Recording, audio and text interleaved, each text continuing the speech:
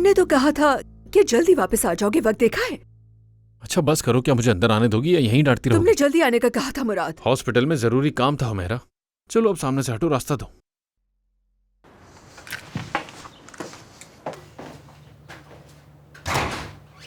क्या नवाल ऊपर अपने कमरे में है? हाँ ऊपर ही है। मैं मिलने जाता हूँ उससे। प्लीज जाओ। काफी जल्दी ढूंढ लिया। हाँ बस गायब ना हो जाए। मैं अभी तक ऊपर गया नहीं हूँ, अभी यहाँ सीढ़ियों पर ही हूँ। जब ऊपर चला जाऊँ तो मेरे बारे में सारी बुराइयां कर लेना। चले भी जाओ यार। आमतौर पे ऐसे गायब होता नहीं है ये, लेकिन आजकल हमें नजर नहीं आ रहा।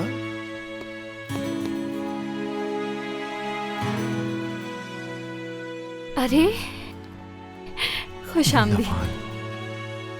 कैसी है मेरी प्यारी बेटी?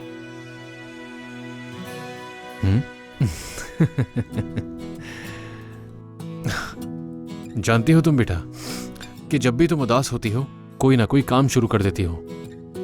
अब जैसे अलमारी से सारे कपड़े निकालकर वापस डाल रही हो। आप आए, अच्छा लगा। अरे अब किसका फोन आ गया? बस 1 मिनट जरा बात कर लूं। Please please.